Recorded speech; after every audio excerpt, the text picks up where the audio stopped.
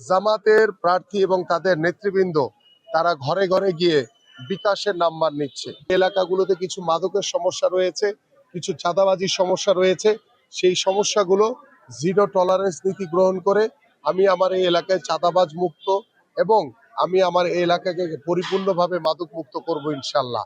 আলহামদুলিল্লাহ, এটা আমার এই এলাকার সাধারণ মানুষের যে ভালোবাসা আমি পেয়েছি, আল্লাহর কাছে শুকর আদায় করি। এবং আমি এই এলাকারই সন্তান, এই এলাকায় ছোটবেলা থেকে বড় হয়েছি, এই এলাকার প্রত্যেকটি অলিতে গলিতে সবসময় চলাচল করেছি। প্রত্যেকটি মানুষের সাথে আমার যোগাযোগ, একটি ভালোবাসা, একটি আন্তরিকতা তৈরি হচ্ছে। সেই ভালোবাসারই বহিঃপ্রকাশ আজকে আমাকে আমার এই টবলক বস্তি, আমাদের এই চলন্তিকা বস্তির প্রত্যেকটি সাধারণ মানুষ ফুল দিয়ে আমাদের সকল নেতাকর্মীকে তারা বরণ করে নিয়েছে এবং তারা শতভাগ আশাবাদী ইনশাআল্লাহ আগামী 12 তারিখ ত্রয়োদশ জাতীয় সংসদ নির্বাচনে তারা ভোট দিয়ে ধানের শীষকে জয়যুক্ত করবে এবং জয়যুক্ত করে তাদের যে বহুদিনের যে প্রত্যাশা, যে তাদের স্থায়ী পুনর্বাসন। এবং আমি দীর্ঘদিন ধরে এই এলাকায় সকলের সাথে কথা বলে আলোচনা করে যে পরিকল্পনাগুলো করেছি, তার ভিতরে সবার আগে 1 নম্বরে রয়েছে আমার নিম্ন এবং মধ্যম আয়ের প্রত্যেকটি সাধারণ মানুষের জন্য স্থায়ীভাবে পুনর্বাসনের ব্যবস্থা করা।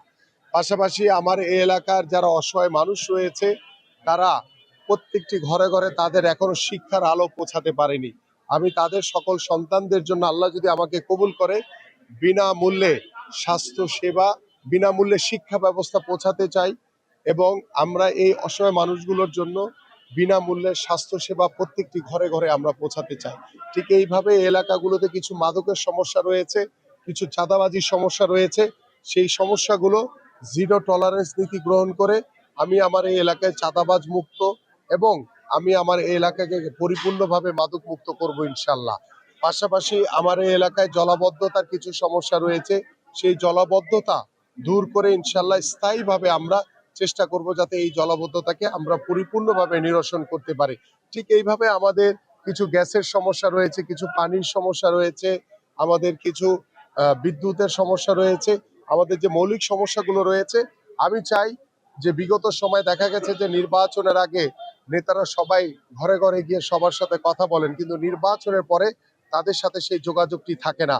কিন্তু আমি এই জায়গাটাতে ঢাকা 16 আসনে আমি আপনাদেরকে দৃঢ়ভাবে বলতে চাই যে আমি নির্বাচনের আগে যেভাবে আমি সাধারণ মানুষের কাছে যাচ্ছি, কথা বলছি, যেহেতু আমি এলাকার সন্তান, নির্বাচনের পরে আমার দায়িত্ব থাকবে সেই মানুষগুলোর কাছে গিয়ে তাদের সমস্যাগুলো ঠিকমতো সমাধান হচ্ছে কিনা তদারকি করা এবং আমি সরাসরি আমার এই ভোটারদের সাথে যোগাযোগ স্থাপনের মাধ্যমে আমরা আগামীর বাংলাদেশের একটি গুণগত রাজনৈতিক পরিবর্তন আনতে সর্বোত্তকভাবে চেষ্টা করব ইনশাল্লাহ।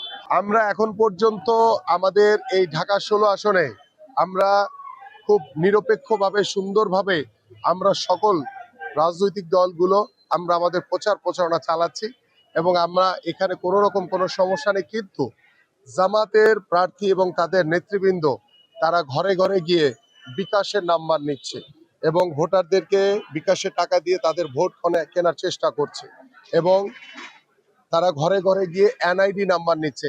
একটি ভোট দেওয়ার জন্য এনআইডি নাম্বারের কোনো প্রয়োজন নাই।